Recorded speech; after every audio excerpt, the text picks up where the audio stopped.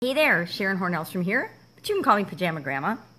In case we haven't met yet, go ahead and put hashtag pajama in the comments below. Then I know it's the first time you're being exposed to the Pajama Grandma. Today is day 220 of Doing One Thing a Day That Scares Me. From the book, Do One Thing a Day That Scares You. It's a little journal type book that I've been doing for almost the whole year. Every day I've just been picking one thing, or actually just reading the next page in the book, and then I challenge myself to do that activity. Whatever it is, I have committed to myself that I will do something along the lines of what it suggests to stretch my comfort zone. And so far, I think I've done most of the things. Maybe I've missed one or two things, but I don't think so. I've been really committed to doing it. Today is one of what I think of as the dreaded blank line days, because it just says a little phrase and then it's got a bunch of blank lines. I already wrote in it because I needed some ideas before I hopped on Facebook Live. But it says today's deed and then just a bunch of blank lines.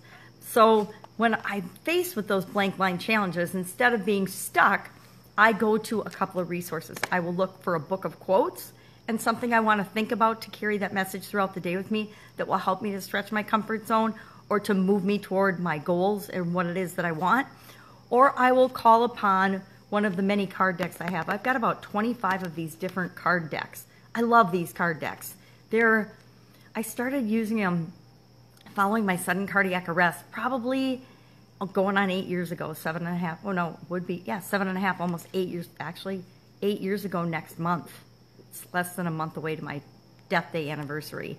But I started grabbing these decks, and when I was having a weird day, I would just go through, I'd grab a deck, shuffle through it, and I'd pull a card, and I would carry that card with me throughout the day, and it just helped me. It gave me a sense of something to call upon if I was feeling stressed, or if there were things going on around me that were just nonsense that I didn't want to have to be a part of.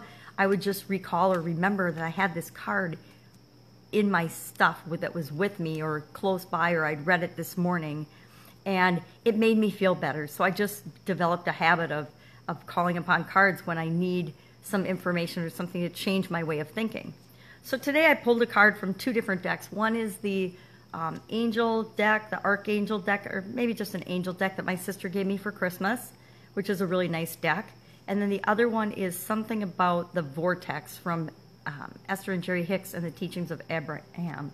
And the first one I pulled today, of course, is peace, which I always need more peace in my life. I tend to live a kind of a chaotic existence. So that one, it's actually a really pretty one. And it's got Archangel, and I'm going to meat-axe the name, Chamuel, I don't know, Chamuel. So somebody that's an angel expert can go ahead and hit me up with the correct pronunciation. But the card says, peace comes from remembering that only love is real. Now that's an awesome message for our day, right? And the other one I pulled is from the Vortex deck, and this is an awesome one too. My most important relationship is with my source. So what the heck is your source, you might be wondering? There is no relationship of greater importance to achieve than the relationship between you in your physical body right here and now and the soul slash source slash God from which you have come. So, your source of everything is whatever you believe. It's your big you, it's your inner being, it's your soul, it's your spirit. It is God, the universe, whatever you believe, whatever you think the source of your true being and energy is. That is the most important relationship that you develop. I like to call it my higher self, or I call it big me. Like I have me, the physical me, and then I have big me. And that's what I consider my source, my spirit, my soul, my being, my capital B being. But however you define that, that is your most important relationship, which is another way of saying the most important relationship you have is with yourself. If you tend to that relationship first and foremost, you will then and only then have the stable footing to proceed into other relationships. Your relationship with your own body, with money, with your parents, children, grandchildren, and your world will all fall easily into alignment once you tend to this fundamental relationship first. And to me, this just says we got to love ourselves, and we have to nurture whatever is our true source of energy above all else, because, and we know this inherently to be true, each and every one of us, even though many of us spend decades not living and honoring it.